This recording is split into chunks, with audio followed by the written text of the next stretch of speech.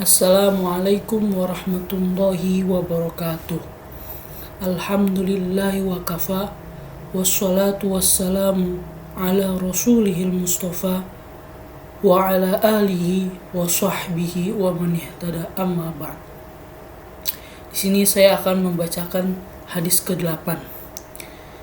Wa bisanadil muttasil ila al-Imam al-Bukhari rahimahullahu ta'ala qala haddatsana al-Humaydi qala haddatsana Sufyan qala haddatsana Ismail ibnu Abi Khalid ala ghairi ma haddatsana az-Zuhri qala sami'tu Qais ibnu Abi Hazim qala sami'tu Abdullah bin Mas'ud qala an-nabiy sallallahu alaihi wasallam la hasada illa fitnataini rajulun atahullahu malan fasullita ala halakatihi fil haqqi wa rajulun atahullahu al-hikmah fahuwa yaqtadi biha wa yu'allimuha. Rahu al-Imam al-Bukhari. Terjemahan hadisnya, telah bercerita kepada kami Al-Humaid berkata, telah bercerita kepada kami Sufyan berkata, telah menceritakan kepadaku Ismail bin Abu Khalid dengan lafaz hadis yang lain dari yang dia ceritakan kepada kami Az-Zuhri. Kepada kami dari Az-Zuhri berkata, aku mendengar Qais bin Abu Hazim berkata, aku mendengar Abdullah bin Mas'ud berkata, Nabi Muhammad SAW bersabda, tidak boleh mendengki kecuali terhadap dua hal.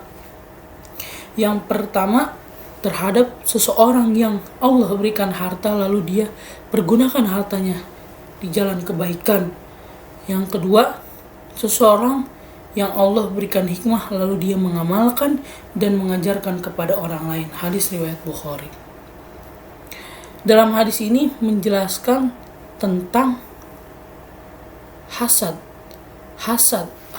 dengki atau iri adalah mengharapkan hilangnya nikmat orang lain.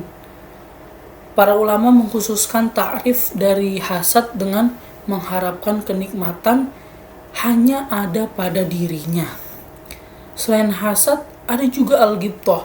Al-ghibthah adalah harapan seseorang akan nikmat dari Allah seperti apa yang telah Allah beri nikmat kepada seseorang tanpa mengharapkan hilangnya nikmat pada orang tersebut.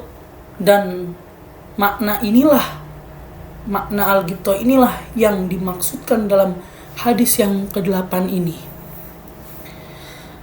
Kemudian Ibnu Al-Arabi mengatakan bahwa hasad diambil dari kata hasadun, yakni sejenis kutu, di mana sifat hasad mengupas hati seseorang sama seperti kutu yang mengupas kulit kepala kemudian menghisap darah. Lalu Ibnu Al-Jauzi juga mengatakan bahwa hadis tersebut, hadis yang di atas tadi yang sudah dibacakan, itu memiliki 3 sisi makna. Yang pertama, yang dimaksud dengan hasad dalam hadis ini adalah al-ghibthah. Makna inilah yang dimaksudkan pada hadis ini. Kemudian yang kedua, bahwa yang dimaksud dengan hadis di sini itu yakni seorang ini sangat ingin terhadap sesuatu dan kecenderungan terhadap sesuatu. Kemudian yang ketiga, yang dimaksud dari hadis ini yakni peniadaan hasad kemudian kembali menganggap hasad. Nah, ada juga nih macam-macam manusia yang tergolong macam-macam manusia dalam hasad gitu. Yang pertama ini seseorang yang berusaha menghilangkan nikmat orang lain dengan bertindak zolim, baik itu dia melalui ucapan, melalui perbuatan dan lain-lain.